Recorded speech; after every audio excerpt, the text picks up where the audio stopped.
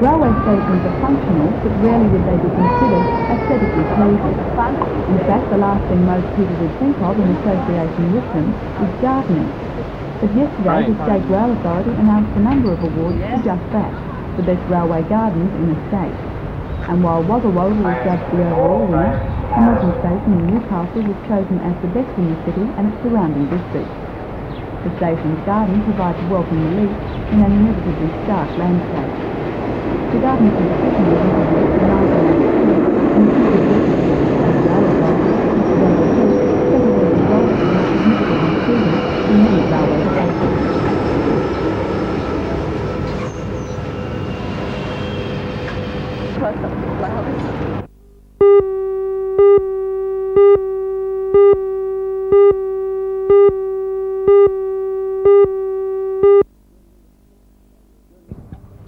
John, you're expected to go well tomorrow night. You've got to go well or you're going to disappoint a lot of people. Oh, we've been going so well all season. I think everybody's banking on my car to do well, and I think we'll do well anyway because the car seems to be performing really good. It's never gone better for you. This is the best year we've ever had for a long, long time. We did about 3 years ago, but this year I think is the best year I've had.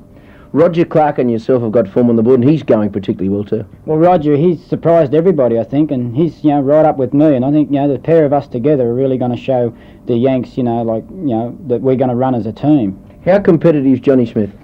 Well, Smithy is always, he seems to be there. He'll push. He'll start from the rear. He'll jump from the front. I think that that Johnny's a good bloke to have in the team too. I think we've got 4 really good drivers. Yeah, Gordon Smee from Sydney's one that perhaps the irregular attenders know, but a lot of people may not know him. Well, Gordon's been running here all season, in 20 lappers and 15 lappers, but I've raced with Gordon in test teams last year, and Gordon's very quick off a start, and he's not frightened to mix it either, and you'll be surprised. I think Gordon might, surprise a lot of people.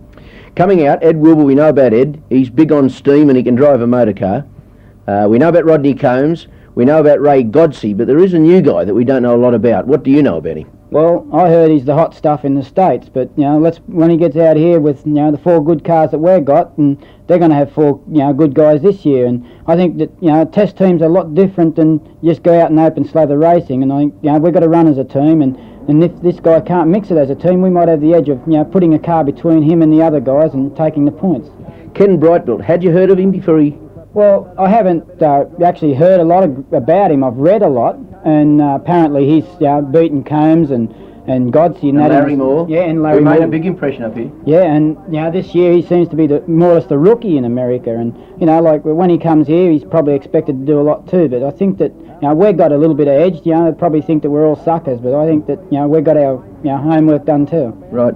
How about the lap records that you're running now compared with what, say, Larry Moore destroyed the lap record 2 years ago, didn't he? Yeah, well, Larry's destroyed the record by, I think, a second 2 years ago. But we've took half a second, or nearly a bit more, actually nearly a second off Larry's record again. So we're in the low 15s, where Larry was in high 15s. And I think that, that would surprise a lot of people that they'd never thought. I reckon we're going to get in 14s in test team racing. Right. What do you think? What do you predict? Are you good enough to beat him? Oh, we're going to beat him 3-0. There's no doubt about that. We're going to beat him every go because, we've done too much over the winter. We've tried so hard. We're not going to get beaten. That's it.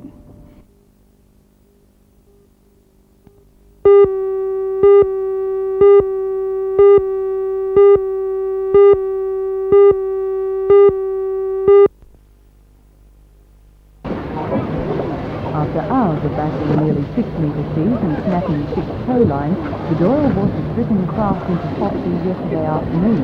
The T4 had a hole in its port pontoon and was taking in water. According to the water police, however, after refuelling at Foster, the craft then headed off for Port Stephen. Sergeant Bill Harley of the water police is furious at the move, saying it was a slap in the face for him and his crew after putting their own lives at risk rescuing the trimaran. Michael Clear of the Port Stephens Volunteer Coastal Patrol agrees. He left Foster at about 4 o'clock in the afternoon against a strong wind warning with structural damage, and we later established when he radioed the Coastal Patrol that he did not even have a chart on board, so that we then had to check the navigation for him. So he was a sailor who put himself and the people on board at extreme risk. Well, what would you suggest as an answer? I think the answer is that these sort of fellows have to pay for their own rescue. Mr. Clear says the Coastal Patrol will be writing a letter to Sydney Water Police and Coastal Surveillance in Canberra, recommending that some system of penalties be devised for those who blatantly put other people's lives at risk.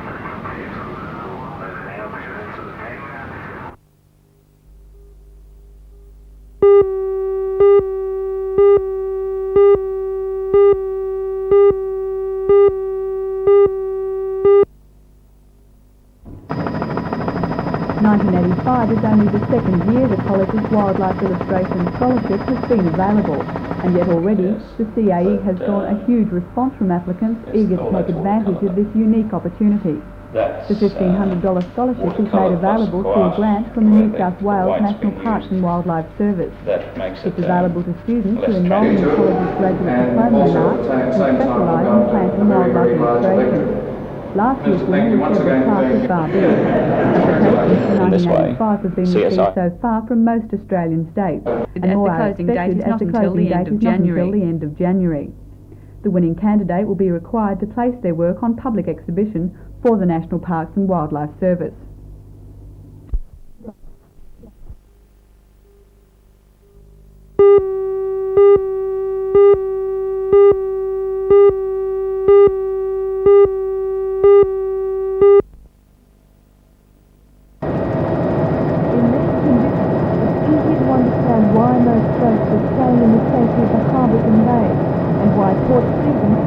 Until the situation improved. The seas were high and any approach to land was potentially dangerous.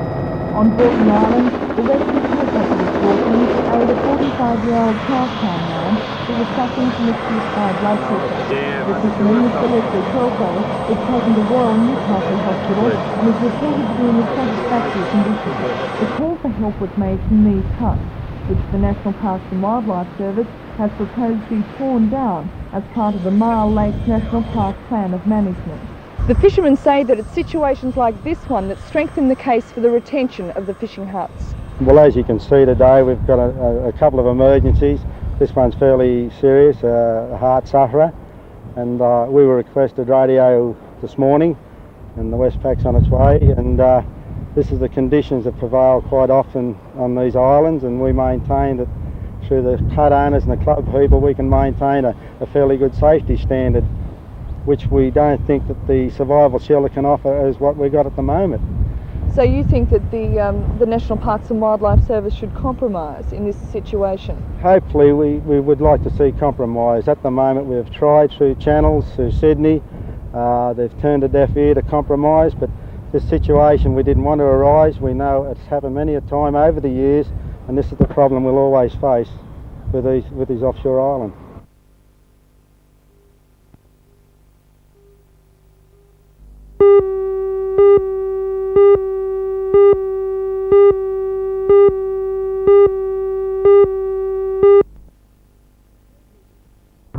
The third heat of the race series got underway today right on time at 3 p.m. with a gate start, something a little different to most classes, but regarded as fairer than a traditional start.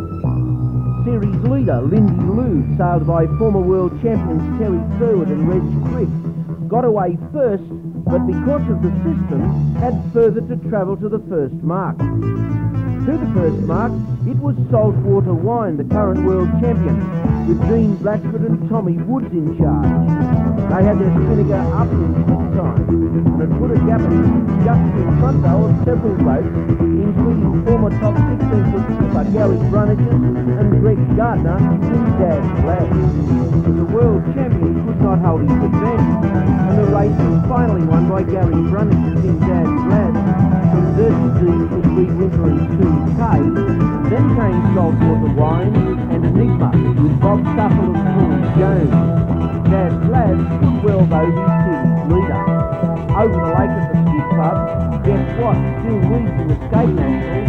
Today Hawks win through Guess What and Boyle's Lolly in third place. Next door at the Yacht Club, the second heat of the lightweight Sharpies. Today first place went to Cocktails at 6 from Western Australia, Peter Chappell. Second, Natural Gas from South Australia, Rick Jewson. And third home, Shamozzle from Tasmania, Mark Chesterman.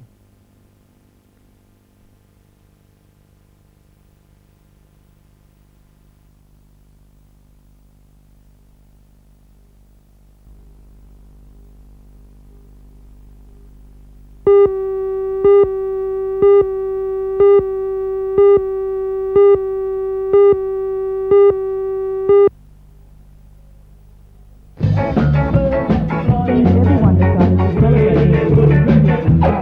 Some was a black tie affair at Crowded Street Park in Newcastle, together with elegant and romantic, which didn't fit in at the record system.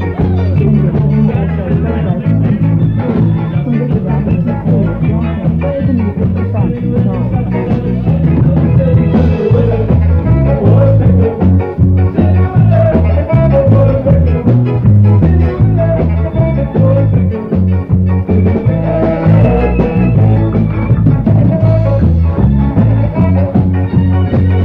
At the showground, it was a different scene on a different beat, but it was also the same purpose, to let us swing in the build-up at 12 o'clock. Thousands of people gathered at this dance the night way, along with Red Gun and the Newcastle group Young Torres, with numbers such as the Concentric Circle proving extremely popular.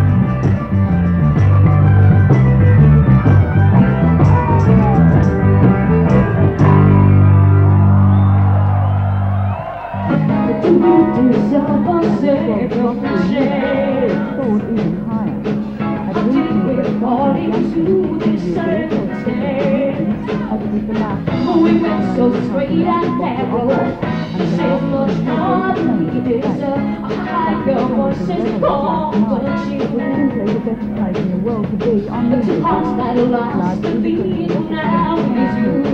Backed by the Newcastle group, Get another one back section, but divine intervention.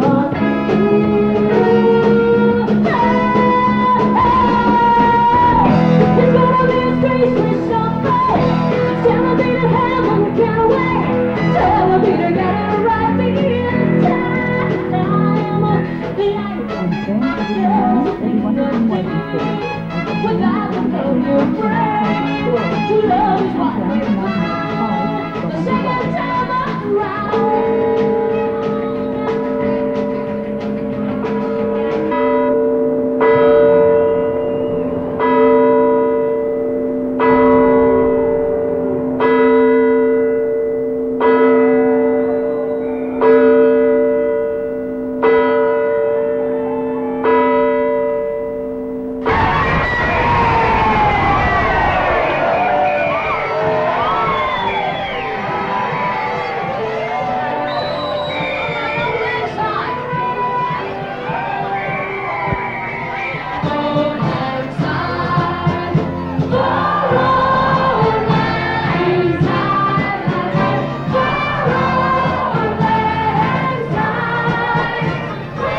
And of course, New Year's Day just wouldn't be the same without revolutions and plenty of them.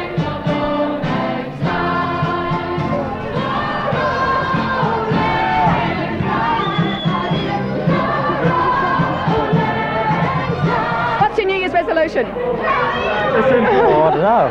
Just enjoy it. Try and live till the next one. Make more money, spend more money. Firstly, to give up cholesterol. Secondly, to reduce the intake of alcohol. What was my third?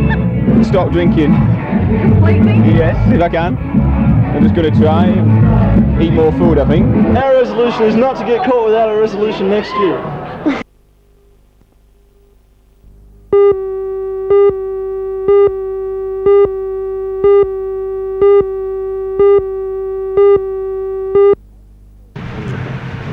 Over the 4-day break, all most people wanted to do was just lie around in the sun and recover from the Christmas festivities. But today is really their only chance. In Port Stephens, the caravan parks and other accommodations are heavily booked with people from Australia as well as overseas.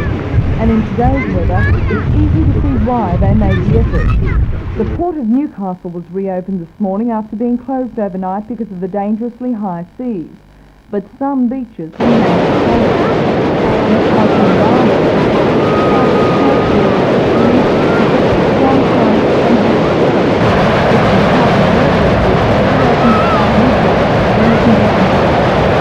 Nobby's Beach, people were enjoying the water or just lying out in the sun all day. For those who weren't inclined to take the plunge, there were also the museums and art galleries. Fort Stratford Military Museum was doing a roaring trade, with hundreds of people passing through the many exhibitions and taking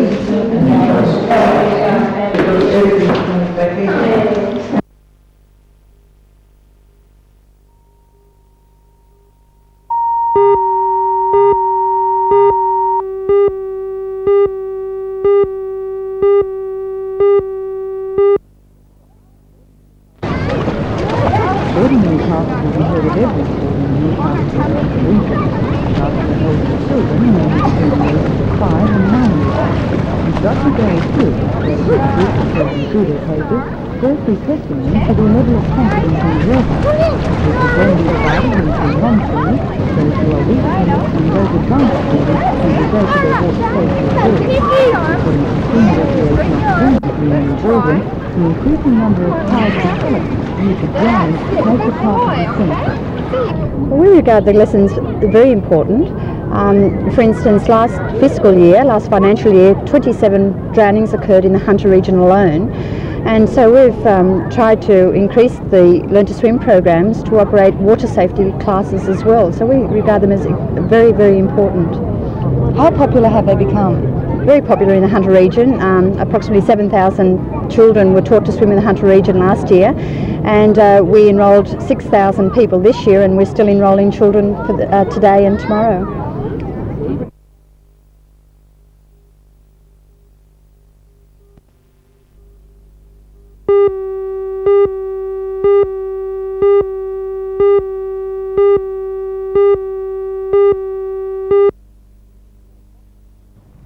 A new indoor soccer centre called Shootout is set to open tomorrow in Nelson Road, Cardiff. Local businessmen Steve Smith and Jack Rutley are responsible for the new facility, which consists of just the one 30 metre by 20 metre soccer field, along with change rooms, canteen and seating for up to 100 spectators. All up, the old warehouse conversion cost around $100,000. Steve Smith is confident there's still a big local indoor soccer market waiting to be tapped. We done figures on the cricket as against all other sports, and indoor soccer's played 3-1. As many players playing the game, registered players playing the game in Newcastle as against cricket, and cricket is surviving quite well, so we feel that there's definitely a market for us.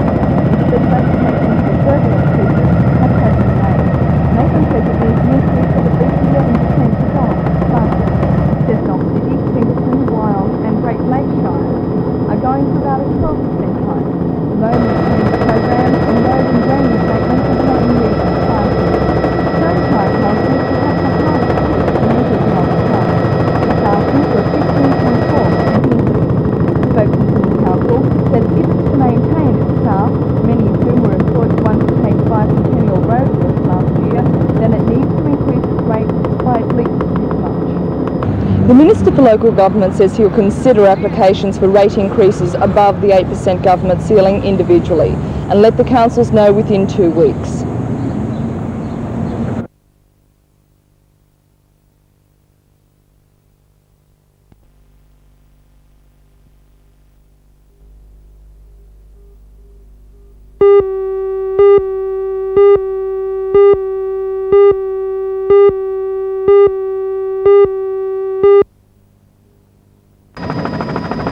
The summer program of short courses is conducted each year by the Newcastle CAE in association with the Department of Community Programs from the University of Newcastle. Bread making, microcomputers, solar house design and the arts are among a total of 13 courses that start within the next fortnight. The chairman of the Community Programs Committee at the college, Mr John O'Donoghue, says the courses provide people with the opportunity to make use of college facilities and also with the chance to learn something new. Do you think it's a good idea for people to do courses like this? Last year there was a whole lot of pressure, a lot of people. Other people where they don't have the worry of an exam, where they have a good tutor, and I think it's quite an exciting week. What courses traditionally prove the most popular? Painting, bread making, computer studies, pottery. They're the most popular ones. Those people who are interested but haven't enrolled may still do so through the college and university, as Mr O'Donoghue says vacancies still exist in selected courses.